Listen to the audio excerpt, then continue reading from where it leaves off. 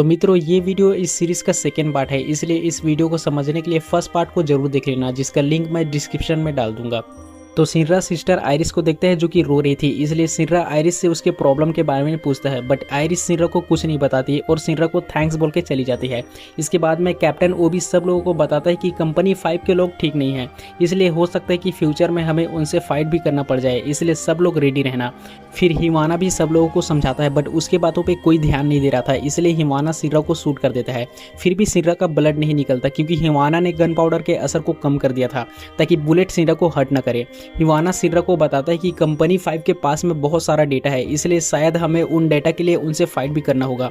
खैर, हम कैप्टन हिबाना को देखते हैं जो कि मियामोतो पे रिसर्च कर रही थी, जिस वजह से मियामोतो को बहुत पेन हो रहा था। तभी माकी आर्थर और सीरा को बताता है कि सिस्टर आयरिस अपने रूम में नहीं है और आयरिस कंपनी 5 के कैप्टन हिबाना के पास में आई हुई थी, क्योंकि आयरिस हिबाना को पहले से जानती है। हिबाना का तरीका गलत था, इसलिए आयरिस हिबाना को समझाने आई थी, बट हिबाना गुस्से में आके आयरिस के कपड़ों को फाड़ देती है, क्योंकि उसके हिसाब से प्रे करना या फिर गॉड पे भरोसा करना बेवकूफ़ी का काम है।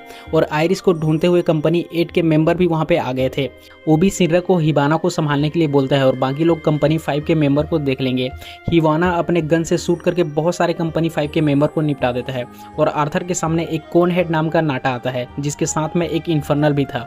और इसके दूसरी तरफ माकी और हिनावा के सामने 3rd जनरेशन का लड़का आता है, जिसका नाम तारू था। स्टार्टिंग में तारू हिनावा और माकी पे भारी पड़ रहा था, लेकिन हिनावा अपने बुलेट को कंट्रोल भी कर सकता था और इसी स्किल का यूज करके वो तारू को आसानी से हरा देता है। और कॉन हेड का इन्फर्नल आर्थर पे भारी पड़ रहा था। आर्थर के किसी भी अटैक का इन्फर्नल पे कोई असर नहीं हो रहा था, लेकिन तभी आर्थर को याद आता है कि उसने अपने एक्सकैलिबर को लेफ्ट हैंड से पकड़ा हुआ है, जबकि वो राइट हैंडेड है। और ये जानने के बाद में आर्थर अपने एक ही अटैक से इन्फर्नल को खत्म कर देता है। और सिनरा के सामने उसे रोकने के लिए कुछ लड़कियां आती हैं, बट सिनरा उन लड़कियों को अपने एक ही अटैक से निपटा देता है।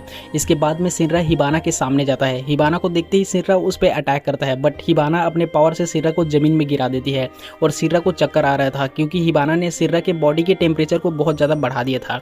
टेम्परेचर बढ़ने की वजह से सिनरा का ब्लड उसके ब्रेन तक नहीं पहुँच रहा था और इसीलिए सिनरा को चक्कर आ रहा था। बट फिर भी सिनरा वापस उड़ जाता है और हिबाना सिनरा पे एक तगड़ा अटैक करती है। हिबाना अपने फायर पावर से एक पेड़ बनाती है, जिसके छोटे छोटे फ्लेम से सिनरा जलने लगता है।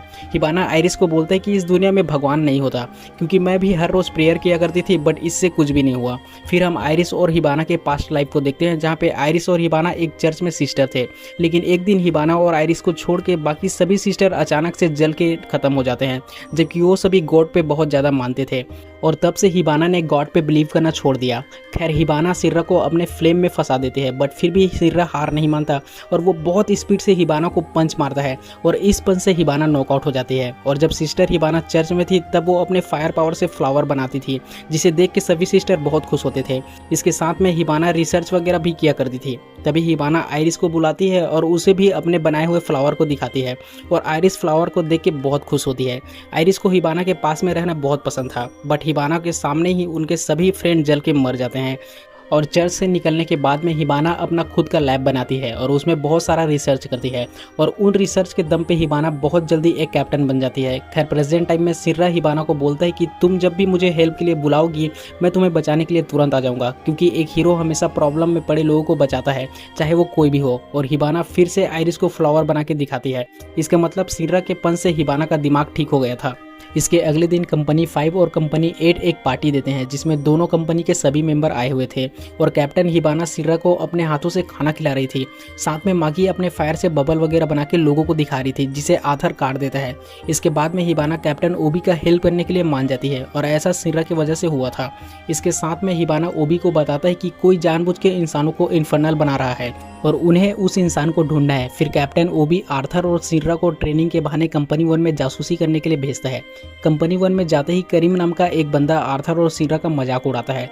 खैर, इसके बाद में कंपनी 1 का कैप्टन लेओनार्ड आर्थर और सिनरा का वेलकम करता है और सिनरा कंपनी 1 के मेंबर को फ्रेंडली फाइट के लिए चैलेंज करता है, जिसके लिए कैप्टन लेओनार्ड भी मान जाता है। और इसके दूसरी तरफ कैप्टन ओबी आर्थर और सिर्रा के बारे में सोच रहा था। और फर्स्ट फाइट कंपनी 1 के लेफ्टिनेंट रेका और कंपनी 5 के मेंबर जगरनॉट के बीच में होता है और इस फाइट में रेका जगरनॉट को आसानी से हरा देता है और करीम अपने पावर से फायर को आइस में कन्वर्ट कर सकता है, जो कि बहुत पावरफुल और कूल टेक्निक है। इसके बाद में आर्थर और सिर्रा से फाइट करने के लिए कैप्टन लियोनार्ड खुद आगे आता है। आर्थर अपने एक्सकेलिबर से लियोनार्ड पे अटैक करता है, बट लियोनार्ड उस अटैक को अपने एक हाथ से रोक देता है और ये बहुत सरप्राइजिंग था क्योंकि आर्थर के एक्सकेलिबर से स्टील भी इजीली कट जाता है। फिर सिर्रा लियोनार्ड पे अटैक करता है। सिर्रा का अटैक इतना पावरफुल था कि उसके अटैक से वहाँ का जमीन भी हिल रहा था, बट फिर भी इतने पावरफुल अटैक के बाद भी लियोनार्ड को कुछ नहीं होता और लियोनार्ड बिना हाथ लगाए ही सिर्रा को नॉकआउट कर देता है और वहाँ से चला जाता है।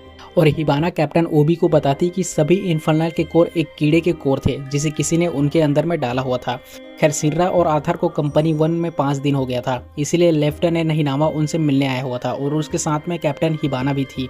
खैर सब लोग लंच के टाइम में एक दूसरे से बातें करते हैं, तभी वहाँ पे तमाकी वहाँ आके सिर्रा से लड़ने लग जाती है और उसी टाइम पे अलार्म भी बज जाता है क्योंकि एक साथ में 5 लोग इन्फर्नल बन गए थे। तभी सिर्रा एक बंदे के हाथ को देखता है जो एक इंसान के अंदर में एक कीड़े को डालता है, जिस वजह से वो इंसान इन्फर्नल बन जाता है। सिर्रा और आर्थर तुरंत ही उस बंदे के पीछे जाते हैं और थोड़ी दूर जाके वो दोनों रेका और करीम को देखते हैं। आर्थर उन दोनों से पूछताछ करने लग जाता है, बट सिर्रा आर्थर को बीच में ही रोकते हुए बोलता है कि हम यहाँ पे नए हैं इसलिए हम रास्ता भूल गए। और तमाकी उन सब लोगों को बताती कि हमने सभी इन्फर्नल को निपटा दिया है। सिर्रा आर्थर को बताता है कि हमें पता नहीं है कि हमारा दोस्त और दुश्मन कौन है, इसलिए मैंने तुम्हें वहाँ पे बीच में रोक दिया।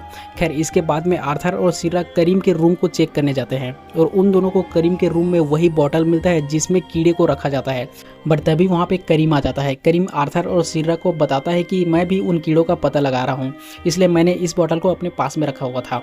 इसका मतलब वो इंसान शायद रेका हो सकता है। इसके दूसरी तरफ तमाकी कुछ बच्चों को एक जगह पे लेके आती है और तमाकी को ऐसा करने के लिए रेका ने कहा था। तभी रेका तमाकी को बहुत जोर से हक करता है, जिस वजह से तमाकी बेहोश हो जाता है। इसके बाद रेका एक औरत के अंदर में कीड़े को डाल देती है, जिस वजह से वो औरत इन्फर्नल बन जाता है और रेका उस औरत को खत्म कर देता है। लेकिन तमाकी होश में आ जाती है, इसलिए रेका तमाकी को बहुत मारता है और रेका एक बच्चे के अंदर में कीड़े को डाल देता है, लेकिन वो बच्चा समहाउ इन्फर्नल नहीं बनता। फिर तमाकी रेका को रुकने के लिए बोलती है, इसलिए रेका तमाकी को फिर से बहुत मारता है।